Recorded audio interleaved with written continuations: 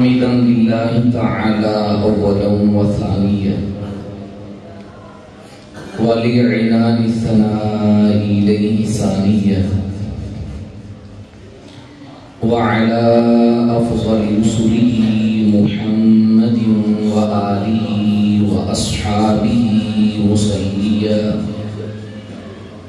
وفي حلبة الصلوات مجليا ومصليا أما بعد فأعوذ بالله من الشيطان الرجيم بسم الله الرحمن الرحيم ألف لام ميم ذلك الكتاب لا ريب فيه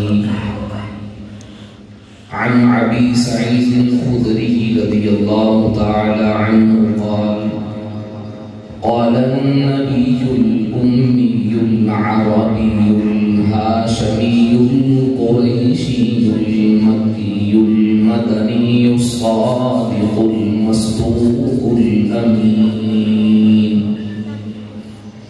قال الله تبارك وتعالى فضل كلام الله على سائر الكلام كفضل الله على خلقه أو كما قال إن الله وملائكته يصلون على النبي يا أيها الذين آمنوا صلوا عليه وسلموا تسليما پورے ذوق شوق سے عبادت نجات اور بخشش کی پوری امید سے دل پاک اللهم صل على محمد وعلى آل محمد كما صليت على إبراهيم وعلى آل إبراهيم إنك حميد مجيد اللهم بارك على محمد وعلى آل محمد كما باركت على إبراهيم وعلى آل إبراهيم إنك حميد مجيد اللهم صل على روح سيدنا محمد في الأرواح اللهم صل على جسد سيدنا محمد في الأجساد اللهم صل على قبر سيدنا محمد في القبور اللهم صل على روضة سيدنا محمد في الرياض انتہائی واجب الاحترام لائق سر تعظیم و تقریب مسلمان بھائیو بزرگ و دوست انتہائی مبارک مجلس ہے ابھی حضرت میاں صاحب نے فرمایا 2 موقعوں پہ قرآن کریم کی تکمیل ہوئی درس قرآن کی صورت میں بھی اور نماز فجر میں بالخصوص اور باقی نمازوں سمیت قرات میں بھی قرآن کی تکمیل ہوئی میں کوشش کروں گا جو آج کی مجلس کا عنوان ہے اسے سامنے رکھتے ہوئے آج کی اس پروقار تقریب میں اکابر علماء کرام کے جھلمٹ اور سائے میں قرآن کریم کی عظمت کے حوالے سے چند باتیں سبق کے طور پہ آپ کو سنا سکوں اس نیت سے میں بھی عبادت کے لیے سے گلا ہوں کھڑا ہوں آپ بھی اس نیت سے سنیں کہ اللہ تعالیٰ ہمیں قرآن کریم کا حقیقی عشق نصیب فرمائے عزیز دوستو قرآن کریم وہ سرچشمہ ہے جس سے ہمیشہ ہدایت پھوٹتی ہے ان کو تھوڑا سی کام کرنا قرآن کریم وہ خزانہ ہے اور وہ دولت ہے جس کے بل بوتے پر آج بھی ہم زمانے میں انقلاب برپا کر سکتے ہیں۔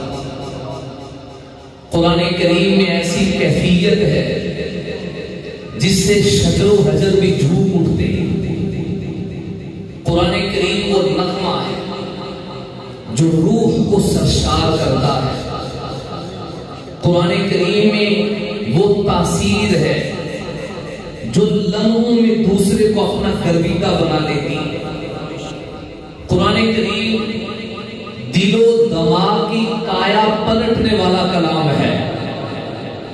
قرآن کریم وہ نور ہے جس سے ہمیشہ ظلمتیں، تاریکیاں اور اندھیرے کافور ہوتے ہیں۔ قرآن کریم وہ راستہ ہے، ان ھذا القرآن یہدی للتی ہی اقوم۔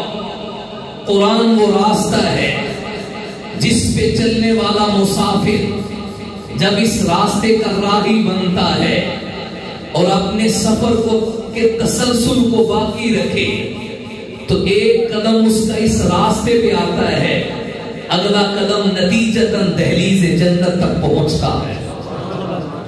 قرآن کریم وہ امام ہے جو اپنے پیچھے ہونے والے مقتدی کو مقتدی نہیں رہنے دیتا، زمانے کا مقتدا بنا دیتا۔ میں اپنے لفظوں میں اسے یوں تعبیر دیتا ہوں، قرآن کریم ایک سایہ دار درخت ہے، سایہ دار درخت ہے جس کے نیچے بیٹھنے والا ہمیشہ سکون پاتا ہے۔ قرآن وہ وفادار دوست ہے جس کی دوستی دنیا میں بھی کام آتی، برزخ میں بھی کام آئے گی، معاشر میں بھی کام آئے گی۔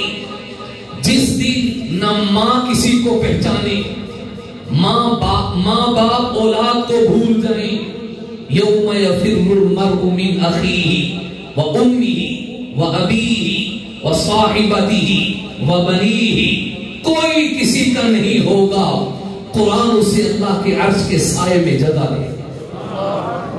قرآن کریم وہ پاور ہاؤس ہے جو انسان کو ایسی بجلی فراہم کرتا ہے کہ ساری کفریہ طاقتیں ایک طرف ہوں، یہ اکیلا تنے تنہا ان سے ٹکرا کر دنیا کو بتاتا ہے جاء الحق وزهق الباطل، حق غالب آتا ہے۔ نہیں تو افغانستان کے حالات آپ کے سامنے، وہ بھی پرانے ہو گئے، تازہ فلسطین کے حالات آپ کے سامنے۔ قرآن کریم میں وہ خصوصیت ہے کہ سب سے پہلے قرآن نے اپنی ذات کا تعارف کروایا۔ ہمارے اکابرین اور ہمارے بڑوں نے ہمیشہ سے یہ سبق دیا ہے، جس مجلس میں بھی گفتگو ہو کوشش وہ ہو کہ اس گفتگو میں عقیدے کی بات ضرور ہو، دلائل اور اپنے نظریات کی ترجمانی ضرور ہو۔ میں آپ کی توجہ لیتے ہوئے ایک بہت قیمتی بات آپ کے گوش گزار کرنے لگا ہوں، ارادہ کچھ اور تھا، یہ سامنے آ گئی۔ قرآن کریم نے سب سے پہلے اپنی ذات کو بیان کیا، میں کون، بات بعد میں ہے، ذات پہلے رکھی۔ قرآن کریم نے اپنا مشن بعد میں سنایا ہے، پروگرام اور لاہ عمل بعد میں بتایا ہے۔ پہلے قرآن نے اپنی ذات کا تعارف کروایا۔ آغاز ہوتا ہے پہلا سپارہ، پہلی بڑی سورت الف لام میم ذالک، یہ تو سب کو آتا ہے، پڑھ لیں گے ثواب میں شریک ہو جائے گا۔ ذالک میں وہ کتاب لا ریب فیہ جس میں کوئی شک نہیں۔ قرآن بات بیان کی، ذات کو پہلے رکھ دیا۔ یہی انداز، ایک جملے کا اضافہ کر کے کہنے لگا ہوں، یہی انداز کہ بات بعد میں بیان کی، پہلے اپنی ذات کو رکھا، یہی انداز صاحب قرآن میں نظر آیا۔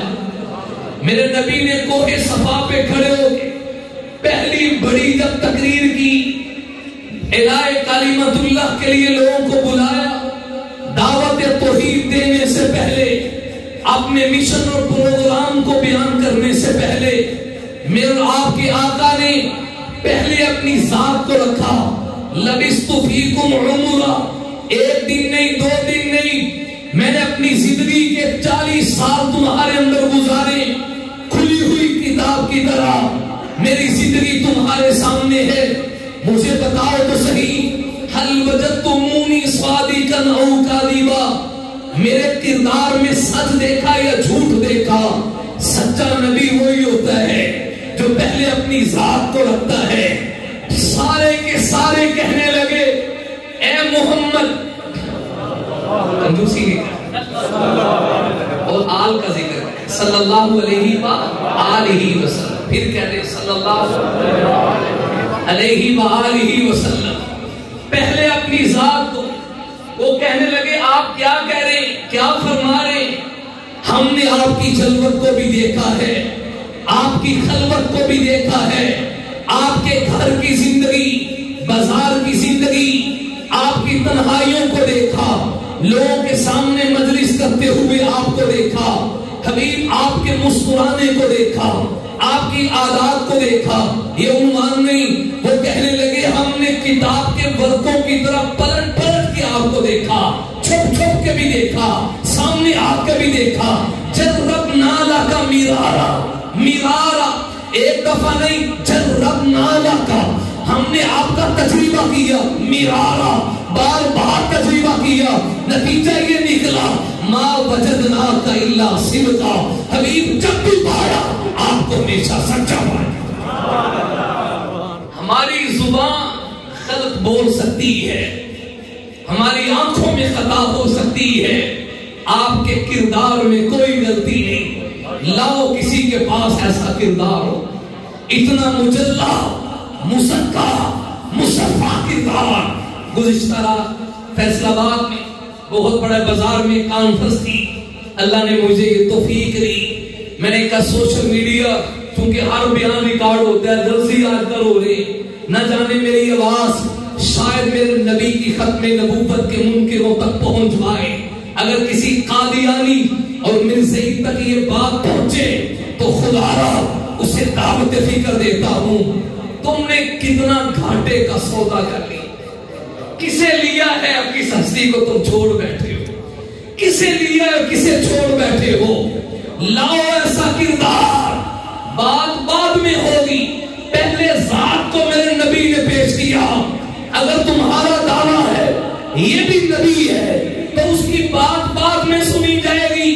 قرآن اور قرآن والے نبی کی سیرت سے سبق ملتا ہے، پہلے اس کی ذات کو کٹہرے میں رکھا جائے. دوسری یہ کہ دنیا والے لوگ کہتے ہیں جب کوئی شخص نیا مشن لے کر آتا ہے، نیا پروگرام لے کر آتا ہے تو زمانے کے لوگ کہتے ہیں یار یہ بندہ کیسا ہے، یعنی پہلے اس کی ذات کا سوال ہوتا ہے. اگر ذات میں داغ نہ ہو تو لوگ کہتے ہیں جس کی ذات میں داغ نہیں اس کی بات میں بھی داغ نہیں ہوگا. جس کی ذات مجلہ مصفہ بے عیب لا عیب ہے اس کی بات بھی بڑی پاکیزہ ہوگی. اگر تمہارا دعویٰ ہے کہ یہ بھی نبی ہے، اور نبی ہونا تو بڑی دور کی بات، مسیح ہونا بڑی دور کی بات، مہدی ہونا بڑی دور کی بات، اور ملہم من اللہ ہونا بڑی دور کی بات، جو اس نے دعوے کیے ہمارے کابرین تمہیں چیلنج دے دے کے چلے گئے، دے رہے ہیں، ہم بھی انہی کی امانت کے لیے تمہارے تک پہنچے ہیں. اسے شریف انسان بھی تم ثابت نہیں کر سکتے. آؤ میرے نبی کا دامن پکڑو جو اتنا مجلہ تھا. ایک دفعہ ابو جہل سے کسی سرداران مکہ میں سے ایک سردار نے کہا حضرت آج تو آپس میں بیٹھے، اس کو حضرت کہہ کے آج تو آپس میں بیٹھے، کوئی مسلمان ہماری مجلس میں نہیں ہے، ہم ان کے قتل کی سازشیں کرتے ہیں، راستے میں رکاوٹیں ڈالنے کی باتیں کرتے ہیں. آج تو گھر کی بات ہے، بتاؤ تو صحیح محمد کیسے ہیں؟ الفضل ما شہدت به الاعداء، فضل وہ ہے جس کو دشمن بھی مان جائے، فضیلت وہ ہے جس کی دشمن بھی تعریف کرنے پہ مجبور ہو جائے. سب سے بڑا میرے نبی کا دشمن کہنے لگا، میرے سے اگر بہت پوچھتے ہو تو میں آج انصاف کی بات کرنے لگا ہوں. ابو جہل بھی کہتے روئے زمین میں محمد سے سچا کوئی نہیں. خیر یہ درمیان میں بات آگے درست کر دی. قرآن کیا ہے؟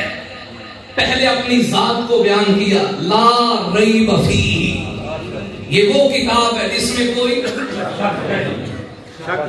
بولو یار تھوڑا جس میں کوئی شک نہیں. ذالک الکتاب. علماء نے یہاں قرآن کی عظمت کے عجیب نکات اخذ کیے. ذالک اس میں اشارہ ویسے آتا دور کے لیے، قریب کے لیے. عربی لغت میں ہاذا آتا ہے. آپ جب قرآن اٹھاتے ہیں تو قرآن دور ہوتا ہے کہ قریب؟ تو عقل کہہ رہی ہے، مشاہدہ کہہ رہا ہے، اصول کہہ رہا ہے، نحو کہہ رہی ہے کہ ہاذا الکتاب کہا جائے. یہ کتاب لا ریب فیہ، اس میں کوئی شک نہیں. قرآن کی عظمت پہ قربان جاؤں. آغاز میں اللہ نے بیان کر دیا ذالک الکتاب.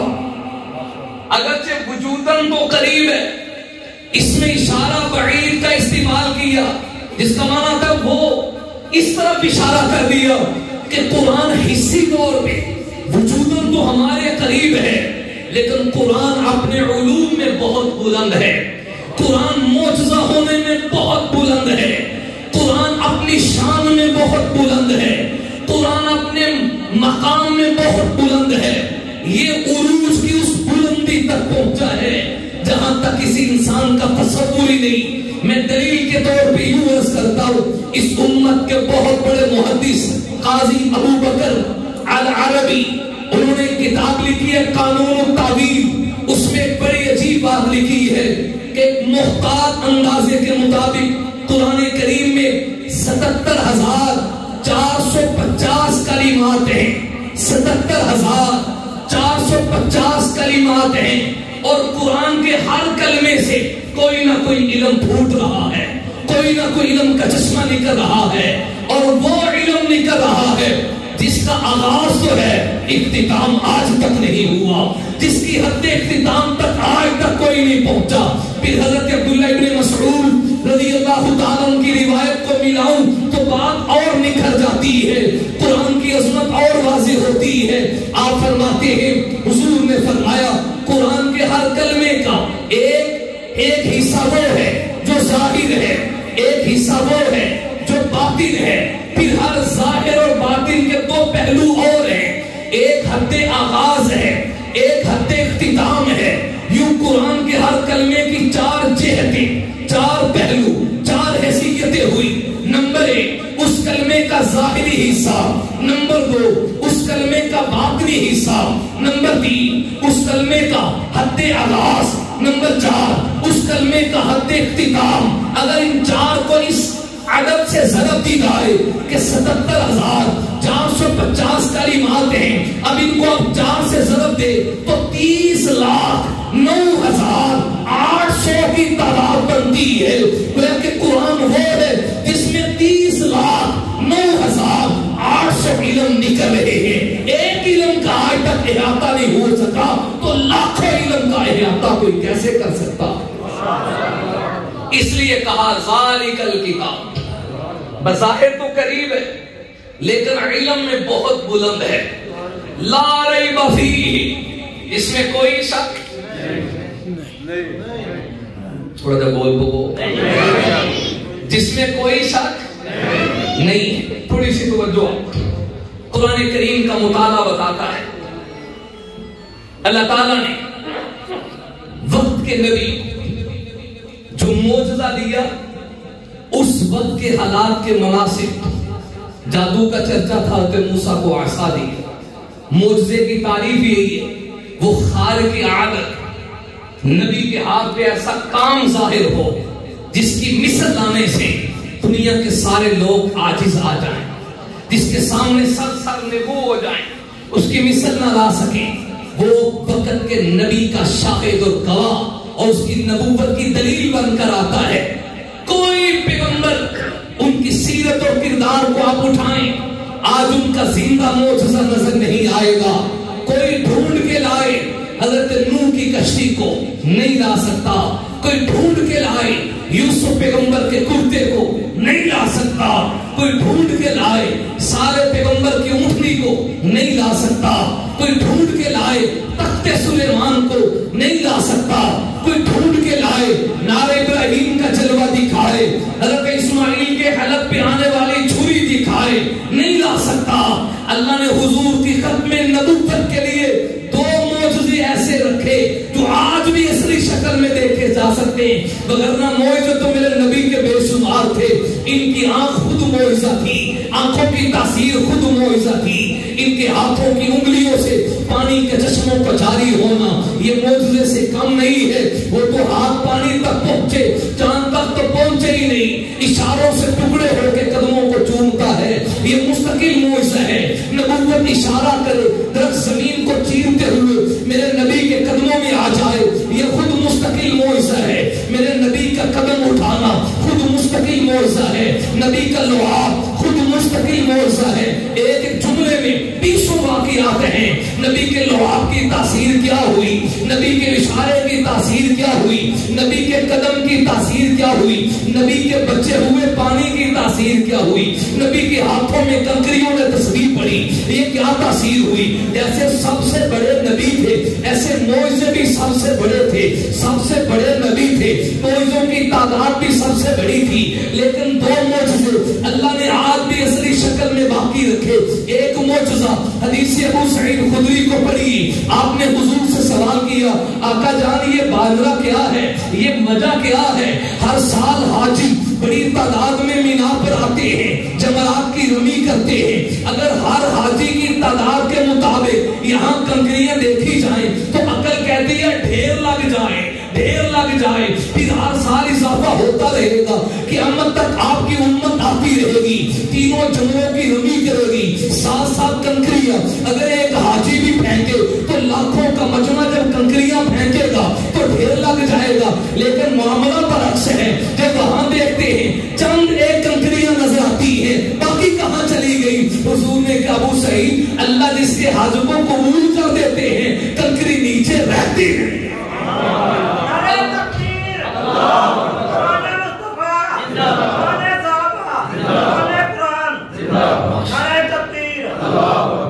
طاقت نہیں مگر جذبات رکھتی ہے، پرانے ماڈلوں میں کوئی نیا نام رکھتی ہے۔ اللہ آپ کی زبان قبول فرمائے، اللہ آپ کو صحت عمر میں برکت دے۔ عرض کر رہا جن کا حج قبول نہیں وہی نیچے پڑی رہتی۔ یہ معجزہ جیسے دور نبوت میں اصلی شکل میں تھا آج بھی ہے کہ نہیں؟ جو حج کر کے آئے ہیں انہوں نے تو دیکھا ہوا ہے، اللہ سب کو لے جائے اور بار بار لے جائے، در اقدس کی اللہ حاضری کی توفیق دے اور با ادب وہاں کھڑے ہو کے سلام پڑھنے کی توفیق، با ادب سلام، با ادب سلام۔ مزاج نہیں ہے لیکن عرض کر دیتا ہوں نام لیے بغیر، ابھی اللہ نے رمضان میں موقع دیا تو چونکہ رمضان میں رش ہوتا ہے تو ایک گروپ آ رہا تھا، کیونکہ رش تھا، وہ کھڑے ہو کے نا دو میں ہاتھ مان اونچی اونچی لاکھوں سلام جو طرز ہے قرآنی، تو میں نے کہا یار ایتھے تو اونچی سا لینا بھی گناہ ہے، ایسا آواز کر۔ اب وہ مجھے چھیڑنے کے لیے نا چڑھن واسطے کسی بھابیاں نو سنا کے کہنا، انہیں بہت اونچی بات نہ لائے، تھوڑے سے قریب پہنچے، میں نے کہا ادھر اس کو کہنے کا وقت ضائع کرنے کی ضرورت نہیں، آپ بتائیں، آپ کو بتاؤ کہ پردے کے پیچھے کوئی میری بات سن رہا ہے، آپ پہ کیفیت کیا ہوگی؟ جب یہ ہو کہ آقا سن رہے، آقا سن رہے اور سنتے، بھائی عقیدہ نہیں چھپایا کرو، آقا سنتے، اپنا اپنا نصیب ہے۔ من زار قبری وجبت لہو شفاعت، اور ایک میں کہا زارنی فی حیات، جیسے زندگی میں مجھے دیکھا ایسے میرے روزے پہ جو سلام پڑھے میرے اوپر واجب ہے میں قیامت کو اس کی شفاعت کروں۔ تھوڑا سا آگے گئے تو میں نے نا یوں رہا نہیں جا رہا تھا یار کیا کر رہے، تو اسے کہا بھی جو سامنے آیت لکھی ہے لا ترفعوا اصواتکم فوق صوت النبی، اسے پڑھ دیں، لیکن پھر بھی حیا نہ آیا، تو میں نے کہا ٹھیک ہے جی آپ کا مقدر۔ اللہ تعالی ہمیں ادب مصطفیٰ کی توفیق بخشے۔ دو گناہوں کی اللہ کے ہاں معافی نہیں ہوگی، ایک شرک، نمبر دو رسول اللہ کی بے ادبی اور گستاخی۔ ہر گناہ معاف ہو سکتا ہے، توبہ کرے گا شرک چھوڑ پہ توحید پہ آنے گا پھر تو ہے، بے ادبی چھوڑ کے ادب پہ آنے گا پھر تو ہے، مگر نہیں اور یہاں جملہ کیا ہے؟ ان تحبط اعمالکم، سارے عمل ضائع۔ حالانکہ عقل کہتی ہے ایک بے ادبی ہوئی تو ایک نماز ضائع ہو، ایک بے ادبی ہوئی تو ایک روزہ ضائع ہو، بے ادبی ایک ہوئی، اللہ کہہ رہے ہیں سارے اعمال ضائع۔ اللہ اس کی وجہ کیا ہے؟ مجھ طالب علم کو جو بات سمجھ آئی وہ یہ ہے، عمل چھوٹا ہے، مصطفیٰ کا ادب اس سے بھی بڑا ہے۔ ادب مصطفیٰ اتنی بڑی چیز ہے، اگر تو ایک دفعہ بے ادبی کرے گا ساری زندگی کے سجدے ضائع، ساری زندگی کی نمازیں ضائع، ساری زندگی کے حج ضائع۔ اس لیے ہمیشہ دعا مانگو اللہ حاضری کی توفیق بھی دے اور با ادب حاضری کی توفیق دے۔ یہ معجزہ آج بھی باقی۔ دوسرا اصلی معجزہ قرآن کی صورت میں باقی ہے، نہ لفظوں میں تبدیلی آئی، نہ اعراب میں تبدیلی آئی، نہ حرفوں میں تبدیلی آئی، نہ زبر اور زیر میں تبدیلی آئی۔ قرآن کہہ رہا ہے میں کون ہوں؟ ذالک الکتاب لا، بولیے ذرا لا۔ کسی پیغمبر کا معجزہ باقی کیوں نہیں رہا؟ اس لیے کہ انہیں جو معجزے دیے گئے وہ فعلی تھے، وہ عملی تھے، اور فعل فاعل کے ساتھ قائم ہوتا ہے۔ ضرب ہوگی تو ضارب ہوگا نا، عقل ہوگی تو عاقل ہوگا، شرب ہوگا تو شارب ہوگا۔ پیغمبر جے ان کے فعلی معجزے فاعل نہیں رہے، فعل بھی نہ رہا۔ میرے نبی کو قرآن کی صورت میں اللہ نے جو معجزہ دیا ہے یہ علمی معجزہ ہے، قیامت تک باقی رکھ کے اللہ نے اس طرف اشارہ کر دیا۔ اب قیامت تک کا زمانہ یا قرآن کا زمانہ ہے یا تاجدار ختم نبوت کی نبوت کا زمانہ۔ علماء نے لکھا ہے معجزہ چونکہ نبوت کا شاہد ہوتا ہے، نبوت کا گواہ ہوتا ہے، اور گواہ کی ضرورت تب ہوتی ہے جب پیچھے دعویٰ ہو۔ کسی نبی نے یہ دعویٰ کیا ہی نہیں تھا کہ میں عالمی نبی ہوں، میں قیامت تک کے لیے نبی ہوں، کسی نے یہ دعویٰ نہیں کیا، بلکہ ان کی نبوتوں کے ساتھ ان کے زمانے بیان کیے گئے۔ الا قومی الا قومی الا قومی، یہ اپنی قوم کے نبی، اپنے علاقے کے نبی۔ حضور کی باری آئی تو الا قوم نہیں کہا، الا الناس کہا، اور اشارہ کر دیا الحمدللہ رب العالمین، اور آپ وما ارسلناک الا رحمۃ للعالمین۔ میری نبوت ایک میری نبوت چونکہ ایک علاقے کے لیے گئی، میری خالقیت ایک قوم کے لیے گئی، میری مالکیت ایک علاقے کے لیے گئی۔ میں کل کائنات کا رب ہوں، آپ کل کائنات کے حبیب ہیں۔ جہاں جہاں پہ اللہ کی ربوبیت کا ڈنکا وہاں تک حضور کی نبوت کا ڈنکا۔ اللہ نے قرآن کی صورت میں آپ کو جو یہ معجزہ دیا اسے باقی اس لیے رکھا کہ یہ علمی معجزہ ہے، اور یہ دعویٰ میرے نبی نے کیا میں قیامت تک کے لیے نبی ہوں۔ اس لیے دعوے کے لیے دلیل کی ضرورت تھی، دعوے کے لیے شاہد کی ضرورت تھی، دعوے کے لیے گواہ کی ضرورت تھی۔ تو دلیل کے طور پہ، گواہی کے طور پہ اللہ نے قرآن کو اصلی شکل میں باقی رکھا تاکہ پتہ چل جائے یہ سارے نبی چلے۔ جیسے ستارے آتے ایک ایک کر کے آیا، پھر رات کے شروع میں ستارہ طلوع ہوتا ہے تو 11 بجے چلا جاتا ہے، کوئی 11 بجے آتا ہے تو 12 بجے چلا جاتا ہے، کوئی 12 بجے آیا تو 1 بجے چلا گیا، کوئی رات کے آخر حصے میں آیا تو فجر ٹائم چلا گیا۔ لیکن جب ستارے ایک ایک دو دو کر کے چلے جائیں، آخر میں اللہ سورج کو طلوع کر دے۔ ستاروں سے کہو کوچ کرے، ستاروں سے کہو کوچ کرے، خورشید منور آتے ہیں، اوروں کے پیغمبر آ گئے، اب سب کے پیغمبر آتے ہیں۔ نعرہ تکبیر، تاجدار ختم نبوت، تاجدار ختم نبوت، شان صحابہ، شان قرآن۔ مولانا نبیل صاحب نے نعرہ مار کے چھیڑ چھیڑا تھوڑا جائے ادھر ہوئی جاؤ، میں کہنا اتھے رہیے قرآن تک۔ ذالک الکتاب لا، قرآن کے لیے بولی لا ریب، وہ کتاب، پھر الکتاب کہا، ذالکہ کے بعد الکتاب، الف لام پہ مستقل بحث ہے۔ کوئی یہ نہ کہے معاذ اللہ تو بکری بکری کھا گئی، کوئی نہ کہے بدل گیا، کہا الکتاب، الف لام استغراق کے معنی، کل کتاب کی ضمانت دی جا رہی، کل کل کتاب کی گارنٹی دی جا رہی، کل کتاب جو 114 سورتوں والی ہے، 30 پاروں والی ہے، 40 نہیں بلکہ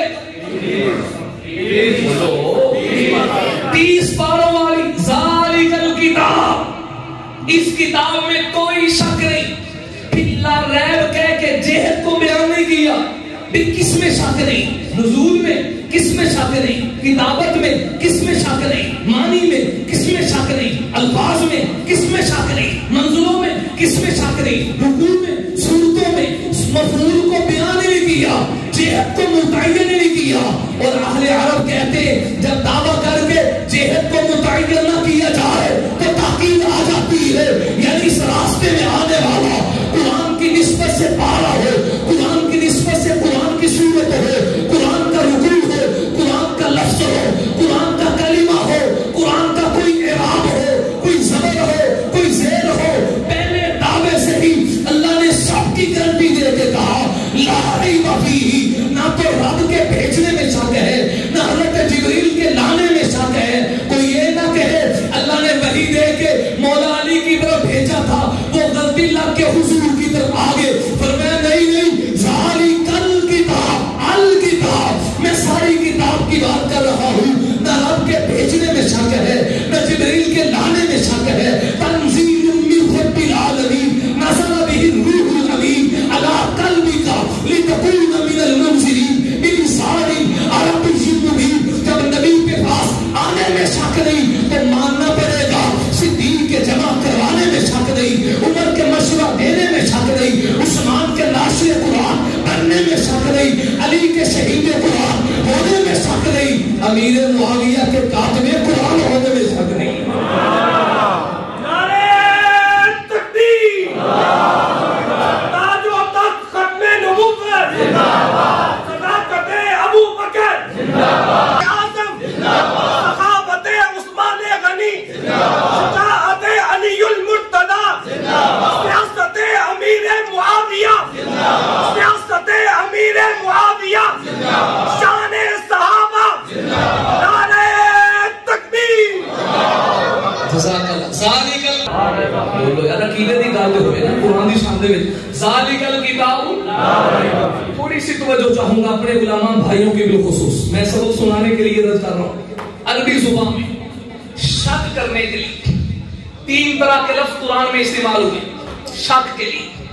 نمبر 1 خود شک کا لفظ، بل ہم فی شک منہا، بلکہ وہ قیامت کے بارے میں شک میں۔ نمبر 2 مریۃ کا لفظ، فلا تکن فی مریۃ من لقاء، آپ اللہ کی ملاقات میں شک میں نہ رہیں، یہاں شک کے لیے مریۃ کا لفظ آیا۔ نمبر 3 خود ریب کا لفظ، ریب کا معنی بھی شک، 3 لفظ ہوئے، شک، مریۃ، ریب، تینوں کا معنی شک کرنا ہے۔ فرق کیا ہے؟ قرآن میں تیری عظمت کو قربان جاؤں، اللہ نے لا ریبہ فرمایا، لا شکا کہتے بات ٹھیک آ جاتی، اس میں شک نہیں، لا مریہ کہتے بات ٹھیک تھی، اس میں شک نہیں، لیکن شک نہیں کہا، مریہ نہیں کہا، ریب کیوں کہا؟ اس پہ ایک نقطہ جو اہل تفسیر نے لکھا ہے، وہ اگرچہ تینوں لفظ کا معنی شک کرنا ہے لیکن شک ہونے کے درجے میں فرق ہے۔ ایک وکیل صاحب کے پاس مقدمہ آیا، اب اس کے پاس 2 چہتے، یہ ٹھیک ہے یا یہ ٹھیک ہے، اب سوچنے لگا کچھ سمجھ نہیں آ رہی، ادھر کی جانب راجے کہوں، ادھر کو مرجوع کہوں، یا اسے راجے کہوں یا اسے مرجوع کہوں، اسے ٹھیک کروں یا اسے ٹھیک کہوں، اسے کچھ سمجھ نہیں آ رہی۔ اس درمیان کے تردد کی کیفیت کے لیے شک کا لفظ آتا ہے، اور اگر دونوں جانبیں ہیں، تھوڑی دیر شک آیا پھر جلدی دور ہو گیا، جلدی شک دور ہو گیا، تھوڑا سا شک آیا، اس کیفیت اور تردد کو بیان کے لیے مریۃ کا لفظ آتا ہے۔ اور تیسری صورت ہے شک آنے ہی لگا تھا، آیا نہیں، آنے ہی لگا تھا، ابھی آیا نہیں، آنے لگا تھا، فوراً دور ہو گیا۔ اس کیفیت کو بیان کرنے کے لیے ریب کا لفظ آتا ہے۔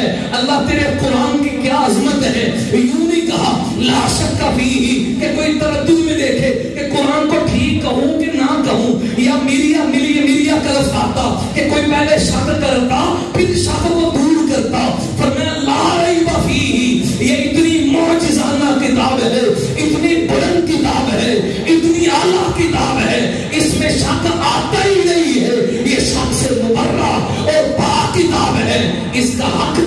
اس کا راز اسی سے کیا جاتا لا ریب فیہ، اس میں کوئی شک نہیں، لا ریب فیہ، کوئی شک نہیں۔